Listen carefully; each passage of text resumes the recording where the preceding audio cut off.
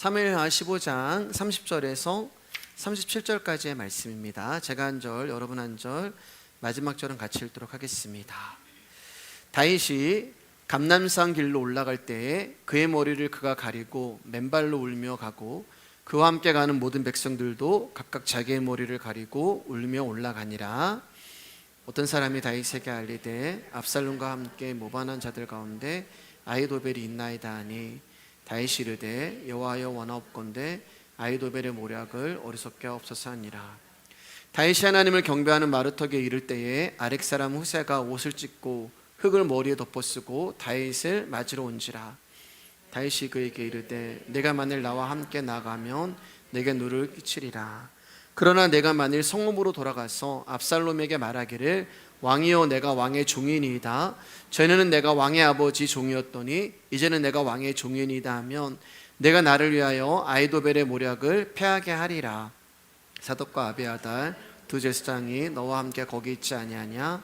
내가 왕의 궁정에서 무엇을 듣든지 사독과 아비아달 두 제사장에게 알리라. 그들이 두 아들 곧 사독의 아히마스와 아비아의 아들 요나단이 그들과 함께 거기 있나니 너희가 듣는 모든 것을 그들 편에 내게 소식을 알릴지니라 하는지라.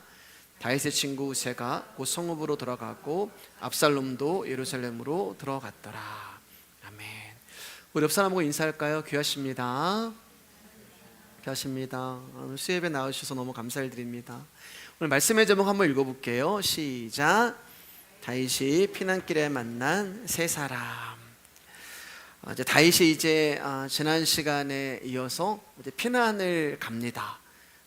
여호와의 언약궤를 메고 나왔던 사독과 아비아달을 언약궤를 다시 예루살렘으로 가지고 가라고 해서 두 사람을 보내고, 또 자기를 돕겠다고 했던 이때에게도 돌아가라고 그렇게 권면을 하고, 그리고 이때는 다시 선택해서 이제 같이 피난길에 오르게 됩니다.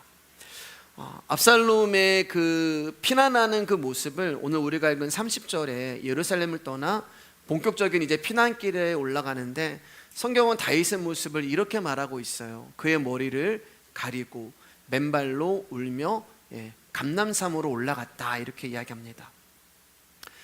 머리를 가리고 이제 맨발을 드러낸다는 얘기거든요. 머리를 가린다는 말은 이제 머리를 풀어헤치고, 그리고 이제 다른 의미로는 머리에다가 재를 뒤집어 씌고, 그다음에 맨발이 발을 드러낸다는 말은 이제 맨발로 걸어간다는 이야기가 되는 거예요. 이것은 감당할 수 없는 어떤 슬픔과 힘듦을 당했을 때, 그리고 부끄러움과 수치를 표현할 때 하는 그런 이제 행동이 됩니다. 성경을 보면 머리에 뒤집어 쓴다, 뭐 이제 맨발을 드러낸다, 그런 말들이 이제 종종 등장을 하는 거예요. 다윗이 지금 그만큼 힘든 거예요. 아프고 힘들고 눈물 나고 슬프고 부끄럽고 배신감도 있고. 그러나 여러분, 우리가 아는 것처럼 다윗은 사실 이런 수치와 부끄러움과 아픔과 고통의 눈물을 흘릴 이유가 다윗에게는 전혀 없어요. 왜냐하면 다윗이 잘못을 해서 이 감람산길을 올라가는 것이 아니기 때문에 그렇습니다. 우리가 잘 아는 것처럼 다윗의 이 모습은 압살롬 때문에 이렇게 된 거잖아요. 다윗의 아들 압살롬이 죄를 짓고 그 아들 압살롬이 반역을 함으로 말미암아 다윗이 지금 이러한 결과를 받게 되는 거예요. 근데 여기 감람산이라고 하는 이 길은 예수 그리스도가 올라간 그 겟세마네 동산을 감람산이라고 이야기하는 거예요. 그러니까 이 말씀을 제가 준비하면서 30절 말씀이 꼭 예수 그리스도의 모습 같더라고요. 예수님은 사실 십자가를 지실 이유가 없는데 무리의 죄로 인하여서 감람산이라는 골고다 언덕길을 십자가를 메시고 눈물을 흘리시면서 올라가셨구나라는 그 모습이 30절의 다윗의 모습을 통하여서 저에게 비치게 되었습니다. 자, 이제 31절 가면은 다윗이 감람산 언덕길을 올라가고 있을 때 어떤 사람이 이제 다윗을 찾아와요. 그리고 압살롬의 반란과 관련된 중요한 정보를 다윗에게 제공을 하는데, 그 중요한 정보가 뭐냐면은 압살롬의 무리 가운데 아히도벨이 있다라는 사실을 알려주게 됩니다. 그래서 지난 시간에 이제 짧게 아히도벨에 대해서 봤지만, 아히도벨은 다윗의 오른팔이에요. 그리고 뛰어난 전략가고 모략가고 책사입니다. 그러니까 삼국지에 나오는 제갈공명과 같은 사람이 아히도벨이 되는 거예요. 자, 아히도벨이 지금 반역을 일으킨 압살롬의 무리에 있다라는 소식을 다윗이 듣게 되자 이렇게 다윗이 기도를 합니다. 31절 같이 읽을까요? 시작. 어떤 사람이 다윗에게 알리되 압살롬과 함께 모반한 자들 가운데 아히도벨이 있나이다 하니 다윗이 이르되 여호와여 원하옵건대 아히도벨의 모략을 어리석게 하옵소서 하니라. 아히도벨이 압살롬 편에 붙었습니다 라는 말을 듣자마자 다윗이 하나님 아히도벨의 지혜를 어리석게 해주세요 라는 기도를 지금 다윗이 드리고 있는 거예요. 왜 이런 기도를 다윗이 할까? 그만큼 아히도벨의 모략과 지혜가 뛰어나다는 것을 다윗이 누구보다 잘 알고 있었기 때문에 그래요. 수많은 전쟁을 치를 때 그 모든 전쟁의 계획과 계략과 작전을 아히도벨이 짰던 거거든요. 그러니까 다윗은 아히도벨의 그 계획과 지혜를 너무나 잘 알고 있었어요. 다윗이 이렇게 기도를 할 만큼 아히도벨은 다윗도 두려워할 만한 놀라운 지혜를 가진 사람입니다. 자, 그러면 여러분 여기서 우리가 한 가지 이제 유추해 볼 수 있는 사실이 있는데, 그것은 압살롬이 반역을 하기 위해서 4년 동안, 우리 말씀 받잖아요, 4년 동안 예루살렘 성에 매일같이 나가서 백성들의 마음을 훔쳤잖아요. 그 방법이 압살롬에게서 나온 것이 아니라 아히도벨에게서 나왔다는 것을 우리가 유추해 볼 수가 있어요. 제가 이렇게 추론하는 이유는 압살롬의 성향과 기질과 압살롬의 지혜로는 도저히 이런 계획을 세울 수 있는 자가 아니기 때문에 그렇습니다. 자, 그러면 여러분 궁금하지 않으세요? 아히도벨은 다윗의 오른팔이라 할 정도로 뛰어난 전략가이며 충신이었는데 왜 아히도벨이 다윗을 반대하는 압살롬 편에 서서 같이 모반을 일으키고 반역을 하고 있는 것일까? 사실 성경이 왜 아히도벨이 다윗을 배신하고 압살롬 편에 섰는지에 대해서는 정확하게 기록한 말씀이 없습니다. 사실 저도 정확한 이유를 설명하기는 힘들어요. 그러나 여러분, 제가 이제 성경을 보면서 추론을 한 것이 있는데 한번 여러분 들어봐 주시기를 바랍니다. 사무엘하 23장 34절 말씀입니다. 시작. 마아가 사람의 손자 아이스베의 아들 엘리벨렉과 길롯 사람 아히도벨의 아들 엘리암과, 이 이제 사무엘하 23장 어떤 내용이냐면은 다윗의 30명의 용사를 소개하고 있는 장면이에요. 그래서 이름이 쭉 나와요. 그러니까 다윗 주변에는 30명의 용사가 있었는데 한 사람이 100명을 감당하고 한 사람이 50명을 감당하고 다윗을 위하여 목숨을 바치는 용사 중의 용사들로 다윗과 함께하는 30인의 용사가 있었단 말입니다. 그런데 그 중에 그 용사 중에 엘리암이라고 하는 사람이 있었어요. 그런데 여기 보면은 그 엘리암의 아버지가 누구냐면은 아히도벨이 되는 것입니다. 그러니까 아히도벨의 아들 엘리암이 다윗의 30인의 용사, 다윗에게 목숨을 바치는 충성스러운 용사 중에 한 사람이었어요. 그리고 여러분, 이 30명의 용사 중에 누가 또 있었냐면은 다윗이 죽인 햇사람 우리야도 포함되어 있습니다. 자, 성경 한 절 더 볼게요. 사무엘하 11장 3절 말씀입니다. 시작. 다윗의 사람을 보내 그 여인을 알아보게 하였더니 그가 아뢰되 그는 엘리암의 딸이요 햇사람의 우리아의 아내 밧세바가 아니니까 하니. 그리고 아히도벨의 아들 엘리암의 딸이 밧세바가 되는 거예요. 자, 그러면 여러분, 이 아히도벨의 손녀가 누가 되는 거예요? 밧세바가 되는 거예요. 그러면 아히도벨의 손녀 사이라고 해야 되나요? 손녀 사이는 누가 되는 거예요? 우리아가 되는 거예요. 그러니까 아히도벨의 온 가문은 다윗을 위하여 충성했던 집안인 거예요. 아히도벨도 충성했어요. 그의 아들도 충성했어요. 그의 손녀 사이도 다윗을 위하여, 다윗의 가문만을 위하여 모든 것을 헌신할 만큼 충성된 사람이었단 말입니다. 그리고 그 사건이 일어난 그날도 아이도벨과 엘리암 그리고 손녀 사이인 햇사람 우리아는 전쟁터에서 목숨을 걸고 다윗을 위해 싸움을 하고 있었어요. 그런데 다윗은 이 사실을 알면서도 아이도벨의 손녀 밧세바를 강간한 것입니다. 우리가 이제 보면은 저 여자가 누구인지 알아봐라 이렇게 보내잖아요. 그러니까 아이도벨의 손녀입니다. 그 고백을 했단 말이에요. 그러니까 누군지 알면서도 자기를 위하여 목숨을 바치는 그 가문의 손녀딸이라는 것을 알면서도 다윗이 밧세바를 범하게 된 거예요. 자, 지금 그리고 햇사람 우리아는 요압에 의해서 죽임을 당하게 됩니다. 여러분, 아이도벨은 다윗의 책사란 말이에요. 전쟁에서요. 그러면은 지금 요압이 우리아를 죽여서 전쟁터 맨 앞에 그를 전방에 내몰아서 죽였지만 아이도벨이 다윗의 이 사실을 쉬쉬하지만 몰랐겠습니까? 아이도벨은 다 알고 있었어요. 자, 그러면 여러분들이 아이도벨이라면은 다윗에 대하여서 어떤 마음이 들겠어요? 여전히 그를 왕으로 따를 수 있었을까요? 여전히 그를 존경하고 그에게 충성할 수 있었을까요? 여러분들이 아이도벨이라면 어떤 마음이 들겠어요? 아닙니다, 여러분.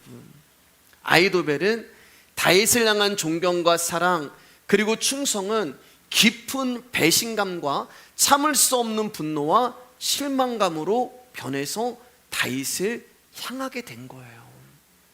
우리 집안이 이렇게 너에게 충성했는데, 너를 존경했는데, 너를 사랑했는데, 너를 믿었는데 네가 어떻게 우리 가문 가운데 이런 수치를 줄 수가 있어?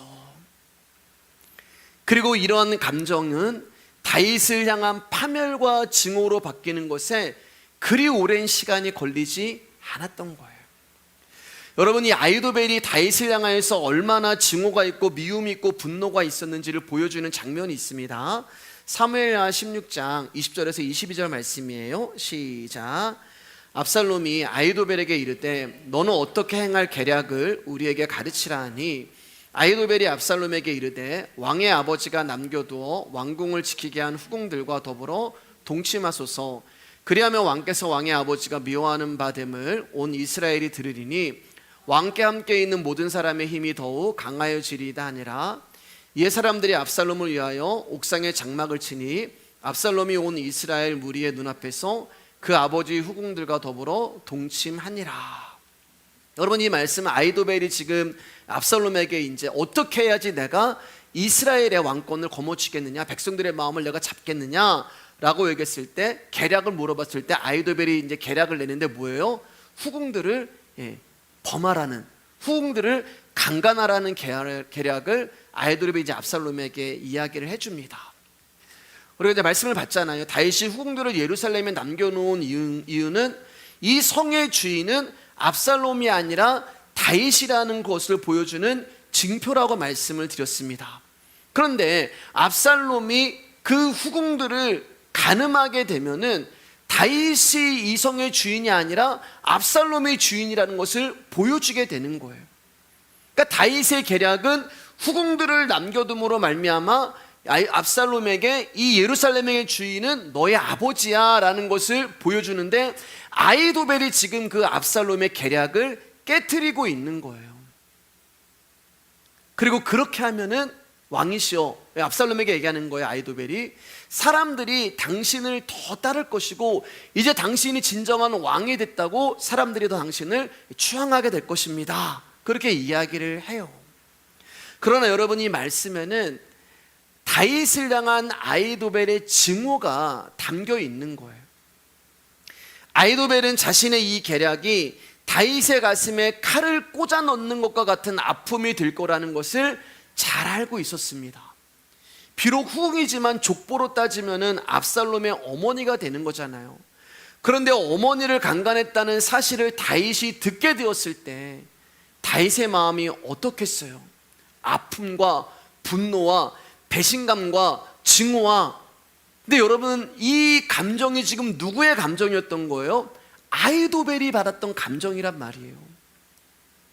다윗이 받을 그 상처는 아이도벨이 다윗으로부터 받은 거예요. 그러니까 아이도벨은 지금 자신과 자신의 집안이 받은 아픔과 상처를 그대로 다윗에게 돌려주고 있는 거예요.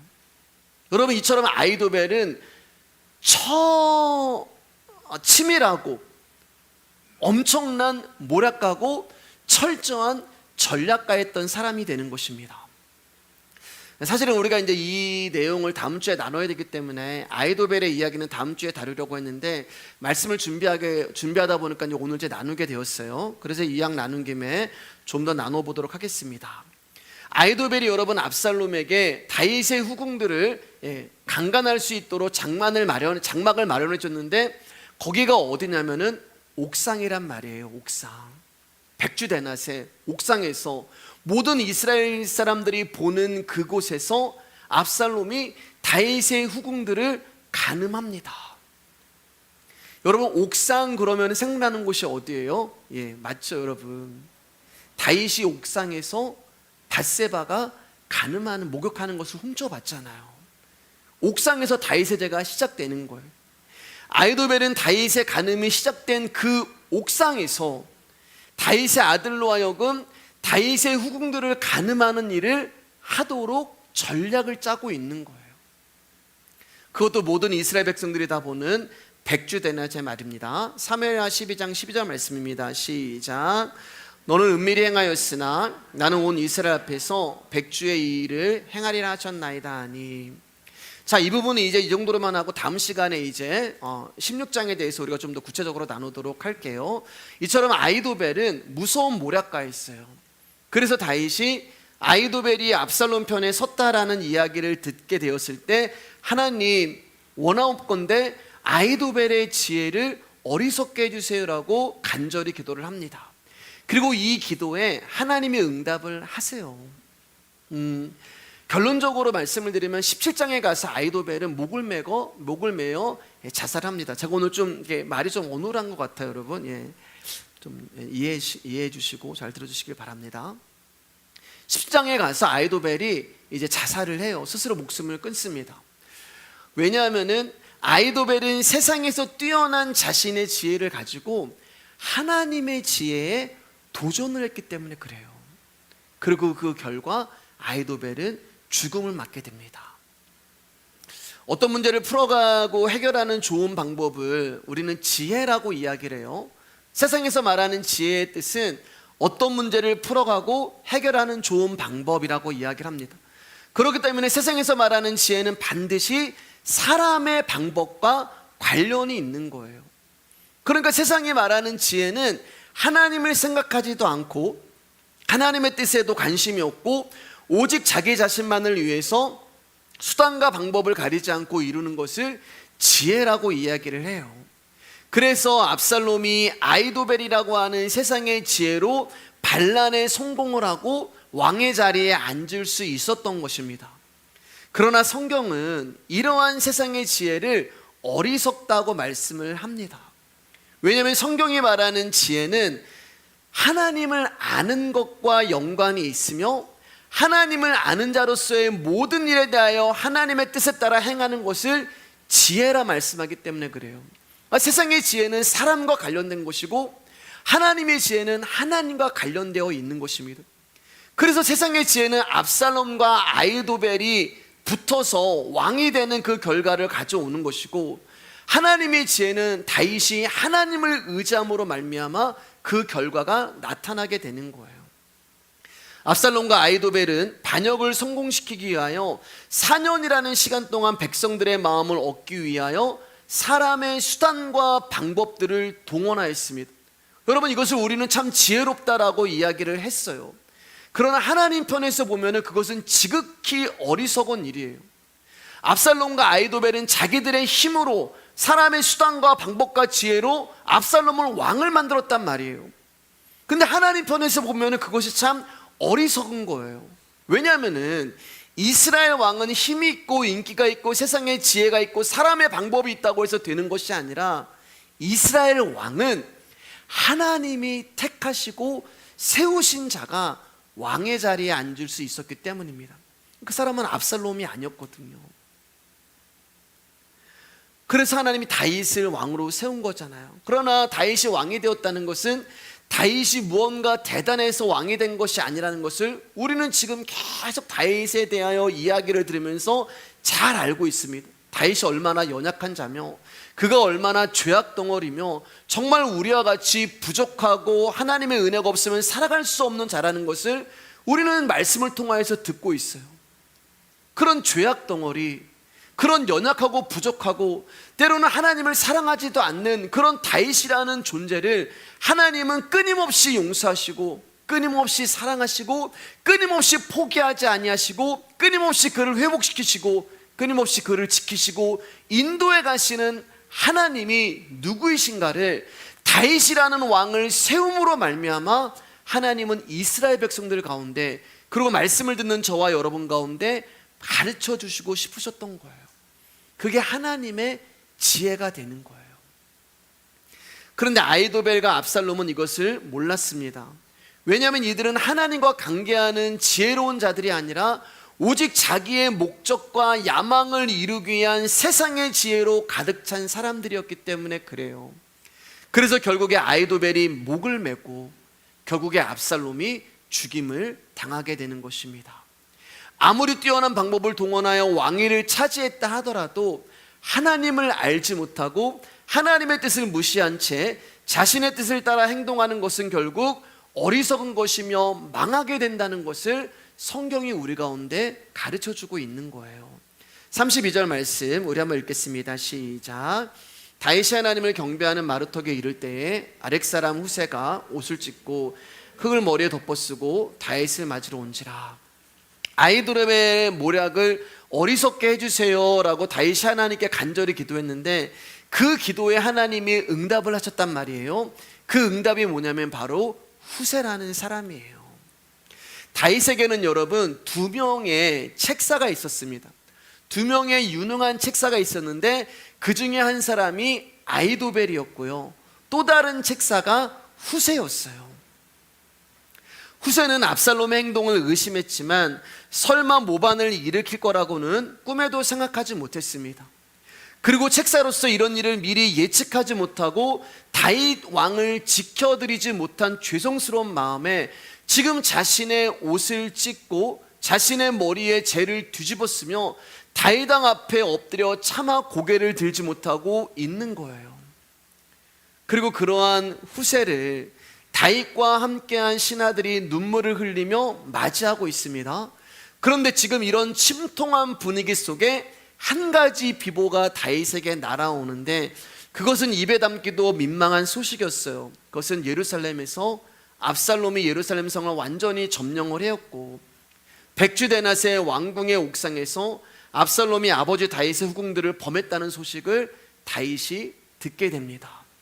그리고 이 모든 것이 아히도벨의 계략이라는 것을 알게 되죠. 그리고 이것을 알았을 때 다윗이 이제 한 가지 결정과 결단을 내립니다. 33절에서 37절인데요 우리 한 번 더 읽을까요? 시작. 다윗이 그에게 이르되 내가 만일 나와 함께 나아가면 내게 누를 끼치리라. 그러나 내가 만일 성읍으로 돌아가서 압살롬에게 말하기를 왕이여 내가 왕의 종이니이다. 전에는 내가 왕의 아버지의 종이었더니 이제는 내가 왕의 종이니이다 하면 내가 나를 위하여 아히도벨의 모략을 패하게 하리라. 사독과 아비아달 두 제사장이 너와 함께 거기 있지 아니하냐. 내가 왕의 궁전에서 무엇을 듣든지 사독과 아비아달 두 제사장에게 알리라. 그들이 두 아들 곧 사독의 아히마스와 아비아달의 요나단이 그들과 함께 거기 있나니 너희가 듣는 모든 것을 그들 편에 내게 소식을 알리지니라 하는지라. 다윗의 친구 후세가 곧 성읍으로 돌아가고 압살롬도 예루살렘으로 들어갔더라. 다윗의 결정과 결단은 뭐냐면은 후세를 압살롬의 진영으로 거짓 투항하게 만드는 것이 다윗의 지혜가 됩니다. 그리고 후세에게 궁중에서 무엇을 듣거든 이제 언약궤를 우리가 지난주에 봤잖아요. 언약궤를 가지고 너희들은 예루살렘으로 들어가라고 했던 사독과 아비아달 그 제사장에게 이 후세가 말을 하면은 그 제사장들이 다윗에게 지금 압살롬이 이런 계략을 꾸밉니다라는 것을 알려주는 그런 기별을 듣겠다고 다윗이 후세에게 이야기를 합니다. 다윗이 이러한 일을 꾸미는 것은 왕위를 찾기 위한 계략이 아니라요, 아히도벨의 모략을 어리석게 하기 위한 것이었어요. 노련한 정치인 아히도벨과 싸울 수 이길 수 있는 사람은 후셋밖에 없다는 것을 다윗이 알고 있었기 때문에 그렇습니다. 그러니까 하나님의 지혜인 후셋, 그리고 세상의 지혜인 아히도벨, 이 지혜 싸움이 이제 일어나게 되는 거예요. 그리고 다윗의 계략대로 이제 압살롬에게 이 후세가 거짓 투항을 하죠. 압살롬은 얼마나 좋겠어요, 여러분. 두 책사를 얻게 됐잖아요. 아히도벨도 얻고 후세도 얻게 되었잖아요. 그러니까 아히도벨은 이 후세를 의심하지 않습니다. 우리가 이제 17장 또 16장에서 보겠지만, 근데 아히도벨은 처음부터 끝까지 후세를 의심해요. 근데 압살롬은 후세에게 눈이 멀어버렸기 때문에, 하나님이 그 눈을 가려줘 버렸기 때문에 후세를 의심하지 않습니다. 그리고 이제 하나님의 지혜와 세상의 지혜가 한판 붙게 되는데, 이 한판 붙는 싸움은 17장에 가서 이제 드러나게 되니까 17장에서 다시 나누도록 하겠습니다. 자, 이제 16장으로 넘어갈게요. 1절 4절입니다. 시작. 다윗이 마르턱을 조금 지나니 무비보셋의 종 시바가 안장 지은 두 나귀에 떡 200개와 범포동 뱃송이와 여름과일 100개와 포도주 한 가죽 부대를 싣고 다윗을 맞는지라. 왕이 시바에게 이르되 내가 무슨 뜻으로 이것을 가져왔느냐 하니, 시바가 이르되 나귀는 왕의 가족들이 타게 하고 떡과 과일은 청년들이 먹게 하고 포도주는 들에서 피곤한 자들에게 마시게 하려 함이니이다. 왕이 이르되 내 주인의 아들이 어디 있느냐 하니, 시바가 왕께 아뢰되 예루살렘에 있는데 그가 말하기를 이스라엘 족속이 오늘 내 아버지의 나라를 내게 돌리리다 하나이다 하는지라. 왕이 히바에게 이르되 무비보셋에게 있는 것이 다 내 것이니라 하니라. 시바가 이르되 내가 절하나이다. 내 주 왕이여, 내가 내 왕 앞에서 은혜를 입게 하옵소서 하니라. 여기 보면 이제 히바라는 사람이 이제 등장을 해요. 여러분이 히바는 우리가 사무엘하 9장에서 나누었던 인물이에요. 혹시 이제 기억하시나요? 무비보셋 이야기를 하면서, 무비보셋이 요나단의 이제 하나밖에 없는 아들인데, 그 요나단의 아들이 살아있느냐라고 물었을 때 사울을 섬겼던 히바라는 종에 이제 등장을 하잖아요. 이 히바라는 사람은 사울을 섬겼던 종입니다. 그래서 다윗이 그 히바에게 물어보고, 이 히바가 저기에 무비보셋이 있는데 그는 쩔뚝발입니다 라고 얘기해서 그 히바를 통하여서 절뚝발이를 데려와서 다윗이 내가 원래 너를 죽여야 하는데 사울의 혈육이기 때문에, 원수이기 때문에 내 아버지 요나단으로 인하여서 내가 너를 사랑하고 용서한다 그래서 그 사울의 모든 박과 그리고 왕자의 신분을 회복시켜 주잖아요. 그리고 이제 다윗이 히바에게 이제 명령하기를 너는 무비보셋이라는 내 주인, 사울을 섬겼던 히바이기 때문에 이제 무비보셋을 사울을 섬겼던 것처럼 그렇게 섬겨라, 그렇게 이제 이야기를 합니다. 이제 그런 이제 과정이에요. 그리고 다윗이 이제 피난길을 가는 거예요. 첫 번째는 후세라는 사람을 만났어요. 그리고 피난길을 가면서 두 번째 이제 이 히바를 만나는데, 이 히바가 식량을 가지고 피난길을 가고 있는 다윗 앞에 나타난 거예요. 이런 히바에게 이제 다윗이 물어봅니다. 내가 무슨 뜻으로 이것을 가져왔느냐 이렇게 물어봐요. 그러니까 히바가 말하기를 나귀는 왕의 가족들로 타게 하고 떡과 과일 청년들로 먹게 하시고 포도주는 들에서 피곤한 자들로 마시게 하옵소서, 이렇게 답을 해요. 그러니까 한마디로 전부 히바가 하는 행동과 말은 다윗을 위한 거란 말이에요. 자, 히바의 말을 들은 다윗이 다시 이제 그에게 물어요. 내 주인의 아들은 어디 있느냐? 내 주인의 아들, 사울의 아들, 요나단의 아들 무비보셋은 어디 있느냐 물어보는 거예요. 자, 지금 내 주인의 아들 어디 있냐, 무비보셋은 어디 있느냐라고 이제 이야기를 하니까 이 히바가 뭐라고 이야기를 하냐면은 그는 지금 예루살렘에 있습니다. 그런데 다윗 왕이시요, 그가 말하기를 압살롬이 이제야 자기 할아버지의 나라를 자기에게 되돌려 주는구나 라고 말을 했습니다. 그렇게 이야기를 해요. 근데 여러분, 이 말은 거짓말이거든요. 히바는 지금 다윗에게 거짓말을 합니다. 사무엘하 19장 24절 말씀입니다. 시작. 사울의 손자 무비보셋이 내려와 왕을 맞으니 그는 왕이 떠난 날부터 평안히 돌아오는 날까지 그의 발을 맵시 내지 아니하며 그의 수염을 깎지 아니하며 옷을 빨지 아니하였더라. 무비보셋은요, 다윗이 피난길에 오른 날부터 돌아오는 날까지 발도 씻지 않고 수염도 깎지 않고 옷도 빨지 아니한 채 다윗을 기다리고 있었어요. 그러니까 이 무비보셋의 행함을 통하여서 다윗을 향한 마음이 어떠한가를 우리가 볼 수 있어요. 다시 말해 무비보셋은 자기에게 은혜를 베풀어준 다윗을 한 번도 잊어본 적이 없습니다. 그러니까 지금 히바는 무비보셋을 제거하고 자기가 그 자리에 앉고 싶었던 거예요. 그래서 양쪽 발이 절뚝발이어서 걷지 못하는 무비보셋을 가두어 버리고 지금 다윗 앞에 나와서 거짓말로 무비보셋을 참소하고 있는 것입니다. 그리고 결국 시바의 말을 듣고 화가 난 다윗은 무비보셋에게 내렸던 모든 권리와 재산을 모두 시바에게 주고 있는 거예요. 왜 이럴까? 왜 이 시바는 거짓 참소를 했을까? 여러분, 우리가 한번 이 히바의 입장에서 한번 생각을 해볼게요. 무비보셋만 없었으면 지금 무비보셋이 누리고 있는 모든 집과 권리와 재산은 다 자기 거였단 말입니다. 왜냐하면 사울왕도 죽고 요나단도 죽고 사울의 모든 가문이 죽어서 자기가 그 모든 것들을 가지고 지금 떵떵거리고 살고 있었는데 사무엘하 11장을 보면은 이 히바가 굉장히 부자예요. 종이 종을 몇십 명 거느릴 만큼 엄청난 부자였단 말입니다. 사울의 재산을 그가 다 독차지했는데 갑자기 무비보셋이라는 사람이 등장을 한 거예요. 그리고 무비보셋에게 자신의 모든 재산을 다 돌려주라는 다윗의 명령을 따라서 그는 다시 종의 위치로 내려온 거예요. 자, 전쟁이 났습니다. 다윗이 피난길을 가요. 히바가 한 가지 계획을 세우는 거예요. 이번 기회에 무비보셋을 제거해야겠다. 그래서 지금 무비보셋이 말하기를 드디어 할아버지의 나라가 다시 나에게 돌아올 때가 되었다, 그렇게 이야기했다고 다윗에게 거짓 참소를 하게 되고, 그 말을 들은 다윗은 섭섭하잖아요. 서운하잖아요. 그러니까 화가 나가지고 무비보셋에게 주었던 모든 재산을 다시 시바 너가 가져라라고 시바에게 주게 되는 그런 일이 일어나게 되는 거예요. 자, 여러분, 시바는요 지금 다윗의 위기를 이용해서 자신이 이득을 얻고 있는 거예요.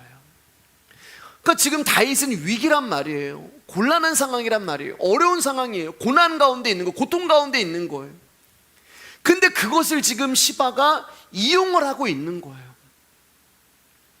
다윗은 지금 압살롬을 피해 도피 중이며 피난길에 있는 상황입니다.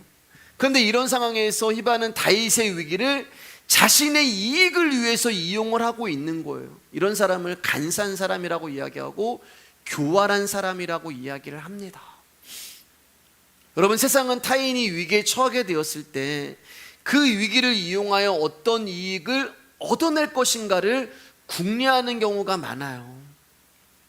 다른 사람이 위기에 당했을 때 그거는 그 사람의 문제지 나의 문제가 아니라고 생각을 합니다. 여러분, 맞죠? 물론 위기는 그 사람의 문제예요. 누군가에게 위기가 왔다는 것은 하나님이 그 사람을 향하여서 가르침이 있기 때문에 그에게 위기를 허락하신 거예요. 그건 나의 문제가 아니에요. 내 옆 사람의 문제지.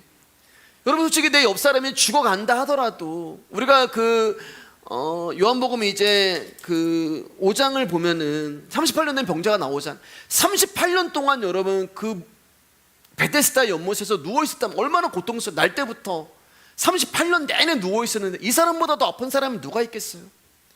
그러면 연못이 동할 때 사실 누가 그 연못에 먼저 들어가야 되는, 가장 아픈 사람이 들어가야 되는데 가장 아픈 사람이 못 들어가요. 왜냐면 움직일 수가 없으니까. 그럼 누가 연못에 가장 먼저 들어갈까요? 그냥 뭐 손 아픈 사람, 뭐 어디 잠깐 부러진 사람, 잘 달릴 수 있는 사람, 힘 있는 사람이 들어가겠죠. 이게 우리가 살아가는 세상이 되는 거예요. 무슨 말이냐면은 남의 위기와 나와는 상관이 없다는 말이에요. 그러나 사랑하는 여러분, 성도의 생각은 달라야 해요. 달라야 합니다. 왜냐하면 하나님의 가르침은 위기를 당한 그 사람만을 향한 것이 아니라 우리 공동체를 향한 것이기 때문에 그래요. 무슨 말인가 하냐면요, 다른 사람이 어떤 위기에 봉착하게 된 것이 하나님에 의해서 된 것이라면 나 역시도 언제든지 하나님에 의하여 이 사람이 당하고 있는 동일한 위기와 어려움을 맞닥뜨릴 수 있다는 거예요. 성경은 오늘 그 말씀을 다윗과 시바를 통하여서 우리 가운데 말씀하고 있는 것입니다. 그렇기 때문에 우리는 지금 압살롬을 피해 도피하고 있는 다윗을 보면서 다윗이 어떻게 될까라고 하는 그런 결과보다는 다윗이 당하는 이러한 위기가 우리에게 가르치는 하나님의 말씀이 무엇인가에 더 관심을 두어야 한다는 거예요. 왜냐하면 여러분, 하나님은 우리 가운데 말씀을 하시거든요. 우리의 삶을 통하여 말씀하세요. 내 옆에 있는 사람을 통하여서 말씀하시고, 나에게 일어나는 어떤 일을 통하여서도 말씀하시고, 사건과 환경과 관계를 통하여서 말씀하시는데, 하나님은 결과를 통해서 말씀하시는 것이 아니라 그 과정 가운데 끊임없이 우리 가운데 말씀하시기 때문에 그래요. 그러면서 다윗을 보면서 다윗이 어떻게 될까, 여기에 관심을 가지면 안 되고요. 지금 다윗이 만나는 후세를 통하여 일하시는 하나님의 음성을 들어야 되고, 시바를 통하여서 하나님의 음성을 들어야 되고, 우리가 이제 시므이를 볼 건데 시므이를 통하여서도 말씀하시는 하나님의 음성을 우리가 들어야 하는 거예요. 그래서 성도는 다른 사람의 위기는 내 이익을 위해 이용할 기회로 삼는 자들이 아니라 그 다른 사람의 위기를 보면서 나에게 말씀하시기 위하여 하나님이 이 사람에게 지금 위기를 주셨구나라는 것을 생각할 수 있어야 되는 것입니다. 근데 시바는 그렇지 않은 거예요. 시바는 다윗의 위기를 이용하여 본인이 이득을 얻고자 하는 것입니다. 위기에 처한 다윗에게 나귀와 양식을 가져다 주면, 이렇게 하면 다윗이 나를 신뢰할 거야 라는 계략을 꾸미면서 거짓 참소를 지금 하고 있는 거예요. 여러분, 결국 시바는 다윗의 위기에서 말씀하시는 하나님의 음성을 듣지 못하는 거예요. 그에게 재산이 생긴 것 같죠? 그에게 다시 권세가 이루어진 것 같죠? 아니에요, 여러분. 나중에 그거 다 빼앗기고 또 쫓기게 됩니다. 내쫓기게 돼요. 지금은 내 손에 뭔가가 잡힌 것 같죠? 그러나 그렇지 않아요, 여러분. 한순간은 날아가는 거예요.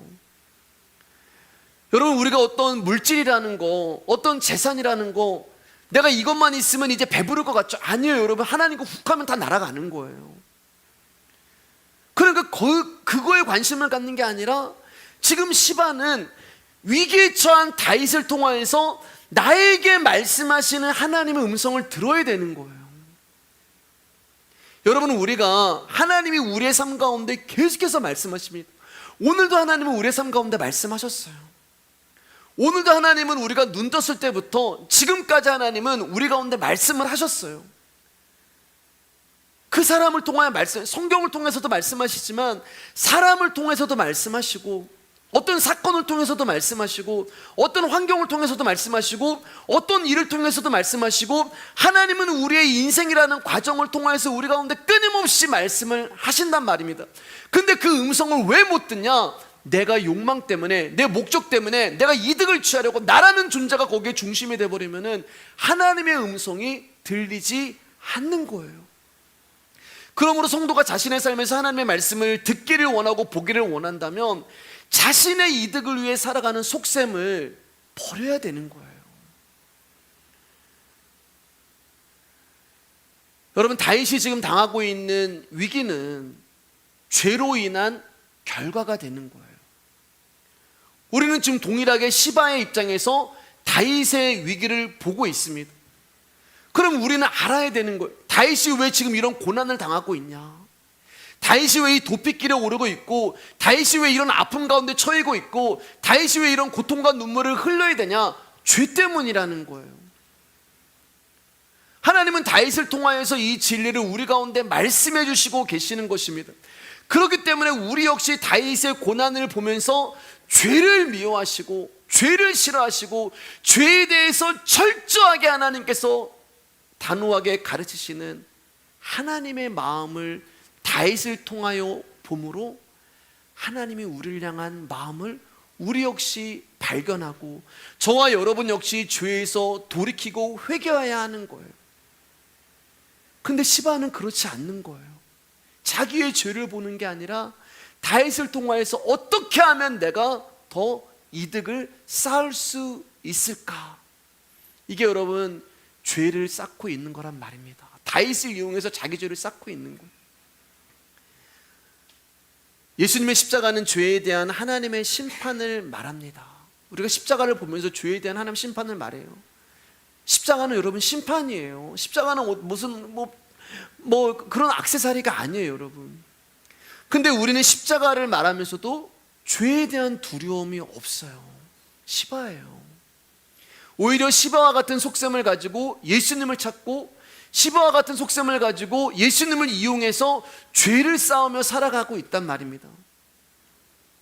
내가 원하는 것을 예수님의 이름으로 좀 이루어야지.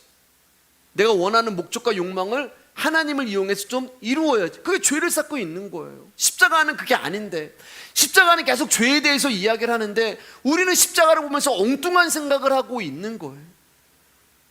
우리는 우리 자신을 바로 보기 위해서는 삶을 내어놓고 나를 살펴야 하는 것입니다. 모든 일에서 내가 어떻게 살아가는지 그 과정을 통하여서 내가 얼마나 악한 자이고 나는 하나님의 은혜가 없으면 살아갈 수 없는 자라는 것을 깨달아야 하는 거예요. 그리고 주님의 은혜가 아니면 나는 아무것도 아닙니다라는 것을 알아야 합니다. 이게 여러분 우리의 삶을 바라보는 시각이 되어야 하는 거예요. 나라는 존재를 바라보는 시각이 되어야 하는 거예요. 사랑하는 여러분, 어떤 결과를 이루었느냐 이게 중요한 게 아니에요. 우리 교회가 어떻게 부흥했느냐, 내가 목회를 했는데 내가 이렇게 부흥을 했다, 이게 중요한 게 아니에요. 그 중에 한 사람도 복음을 모르면, 수천 명 수백 명 내가 목회를 하는데 그 중에 한 사람도 예수 그리스도를 알지 못하면, 여러분 그것은 하나님 앞에 칭찬받을 일이 아니잖아요. 그러니까 어떤 결과를 이루었느냐가 중요한 것이 아니라 우리의 삶에서 하나님의 음성이 들리고 있는가, 이게 중요한 거예요. 자, 이제 다윗이 피난길에 만난 한 사람만 더 살펴보고 오늘 말씀 마치도록 하겠습니다. 5절에서 8절입니다. 제가 새벽부터 계속 깨어 있었더니 좀 어눌한 것 같아요. 죄송합니다, 여러분. 5절에서 8절입니다. 시작. 다윗 왕이 바후림의 이름에 거기서 사울의 친족 한 사람이 나오니 게라의 아들이요 이름은 시므이라. 그가 나오면서 계속하여 저주하고 또 다윗과 다윗 왕의 모든 신하들을 향하여 돌을 던지니 그때의 모든 백성과 용사들은 다 왕의 좌우에 있었더라. 시므이가 저주하는 가운데 이와 같이 말하니라. 피를 흘린 자여, 사악한 자여, 가거라 가거라. 사울의 족속의 모든 피를 여호와께서 내게로 돌리셨도다. 그를 이어서 내가 왕이 되었으나 여호와께서 나를 내 아들 압살롬의 손에 넘기셨도다. 피를 흘린 자임으로 화를 자초하였는지라 하는지라. 자, 이제 시바의 만남을 뒤로하고 피난길을 계속 이어가던 다윗 앞에 또 다른 사람이 이제 등장을 합니다. 이 사람의 이름은 시므이예요. 그리고 성경은 이 시므이를 사울의 친족이라고 소개를 합니다. 다시 말해서 사울 가문 사람이라는 거예요. 베냐민 지파라는 거예요. 근데 문제는 이 시므이가 다윗의 피난길을 따라오면서 다윗을 계속 욕하면서 저주하고 있는 거예요. 그 우리가 읽은 7절 8절 내용이 되는 것이죠. 다윗이 사울의 왕위를 빼앗아 왕이 되었으나 하나님께서 그 나라를 압살롬의 나라가 되게 하셨다는 것입니다. 그리고 이 모든 일들은 사울의 왕위를 빼앗은 것에 대한 다윗을 향한 하나님의 징계라며 고소하다, 너 잘됐다, 그러면서 지금 욕하면서 저주하면서 다윗을 계속 지금 귀찮게 하고 있는 거예요. 시므이의 입장에서 보면은 여러분, 지금 일어나고 있는 상황은 하나님이 역사하신 것으로 보이는 거예요. 시므이 입장에서 딱 보면은 하나님이 다윗을 징계한 것처럼 보입니다. 맞잖아요, 여러분. 사울의 가문 사람이죠. 사울 사람이란 말이에요. 사울의 입장에서 보면은 틀린 것이 아니에요. 예를 들면 이런 거죠, 여러분. 여러분의 집안을 망하게 한 어떤 사람이 있는데 그가 큰 곤란에 처하게 되었어요.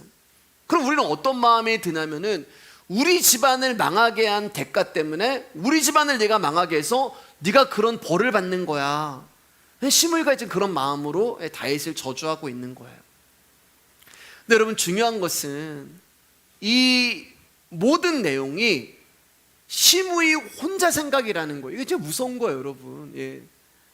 시므이 혼자 생각이에요. 다시 말해서 시므이는 하나님이 다윗을 징계한다고 생각하고 있지만 결론적으로 말씀하면 그건 시므이 혼자 생각이에요. 시므이의 자기중심적인 생각이란 말입니다.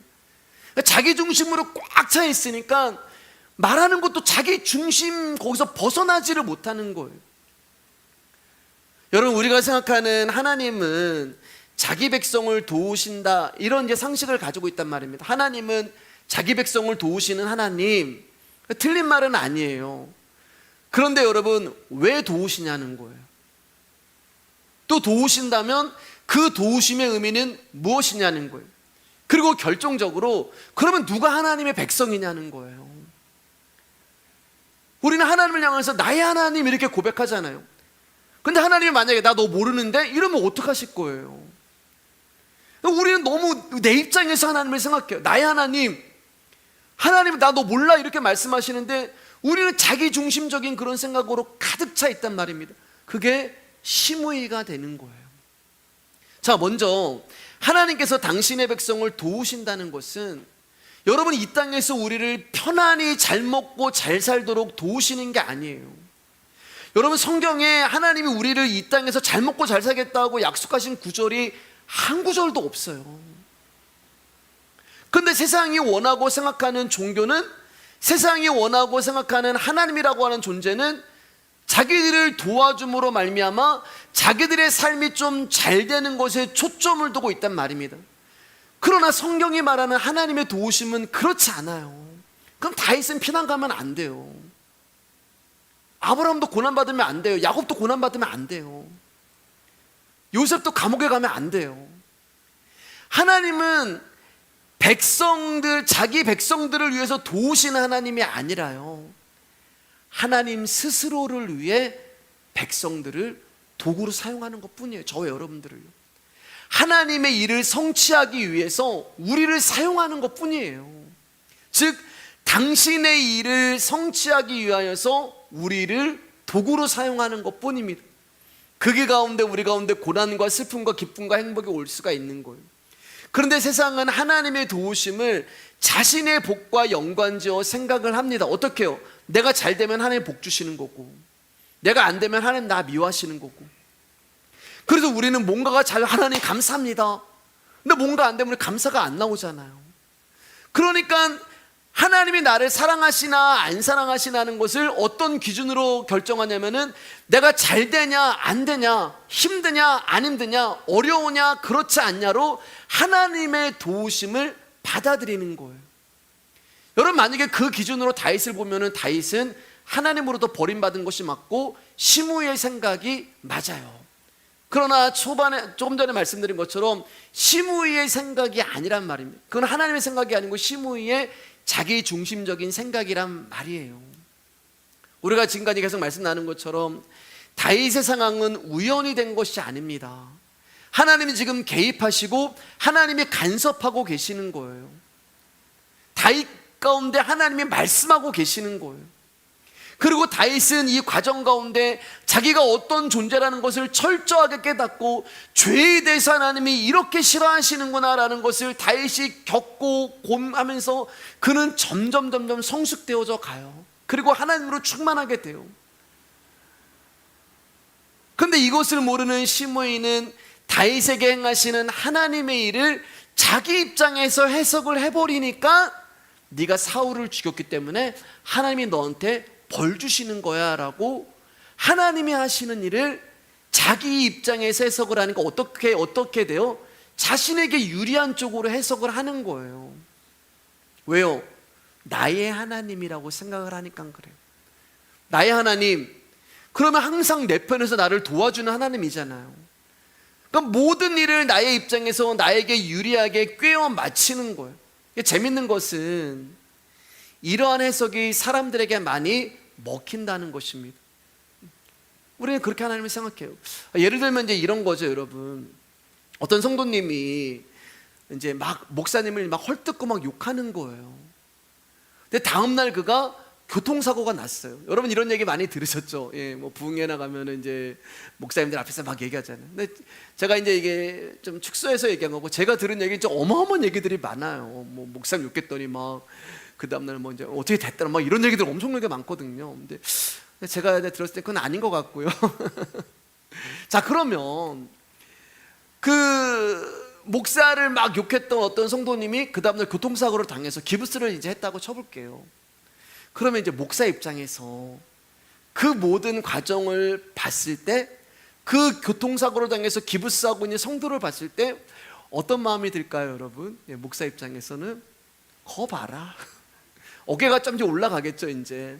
왜요? 하나님 내 편이구나.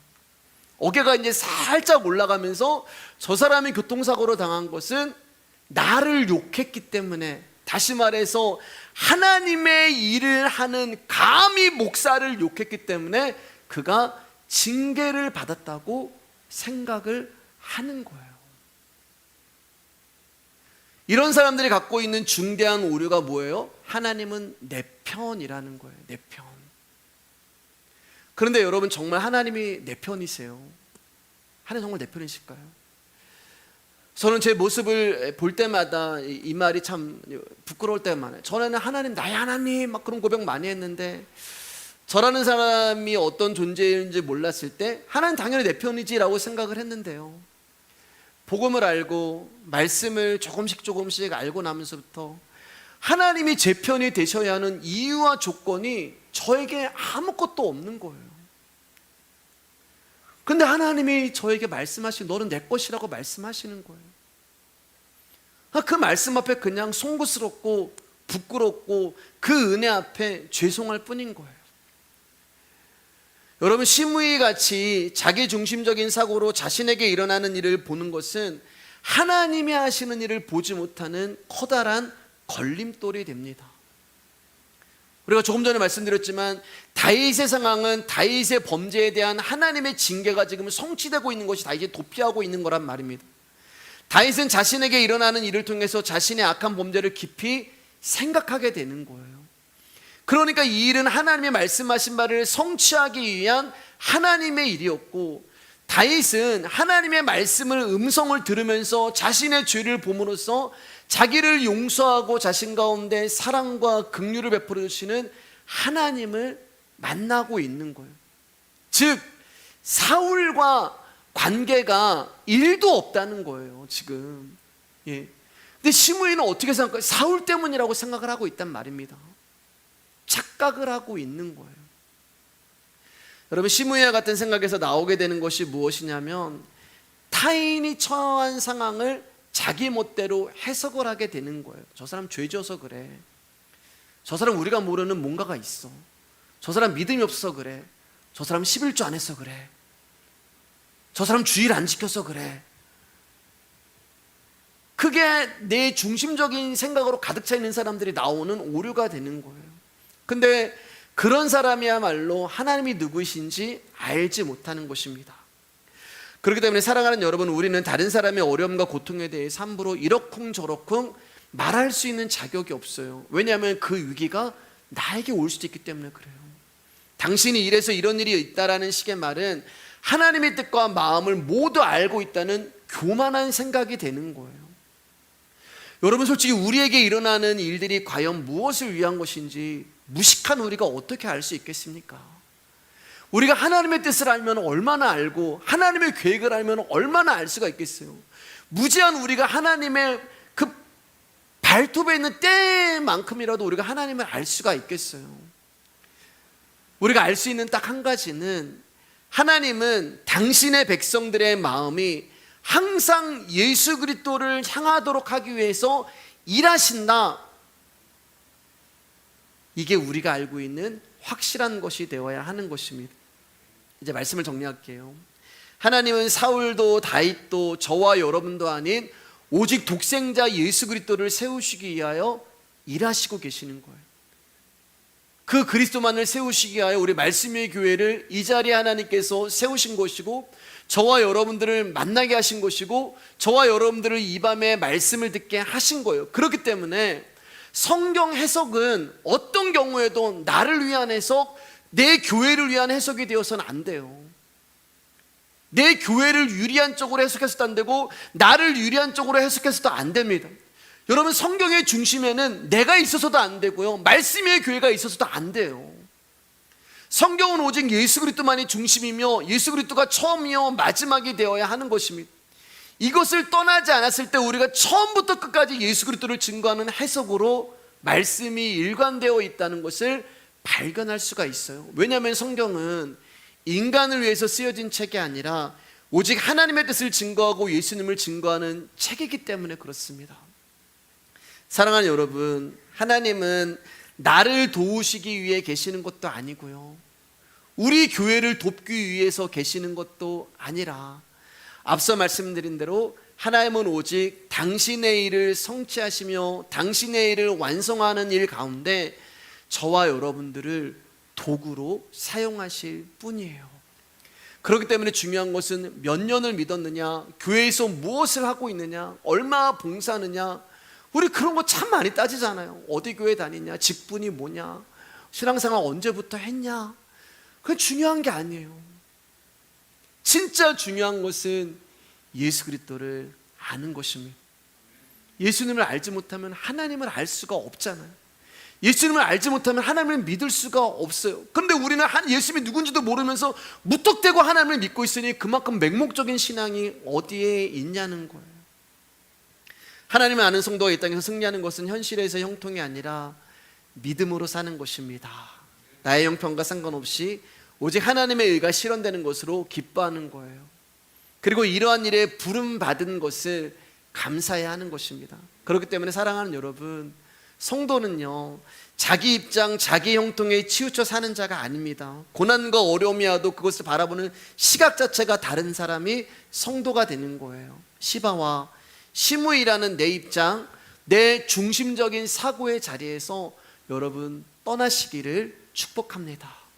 그리고 예수 그리스도를 보내시고 십자가에 죽게 하신 하나님의 마음에서 저와 여러분의 인생과 저와 여러분의 삶을 보시길 주님의 이름으로 축복합니다. 그렇게 했을 때 우리를 향한 하나님의 음성과 하나님의 계획을 발견하실 것입니다. 오늘은 여기까지 할게요. 우리 찬양하고 기도하도록 하겠습니다.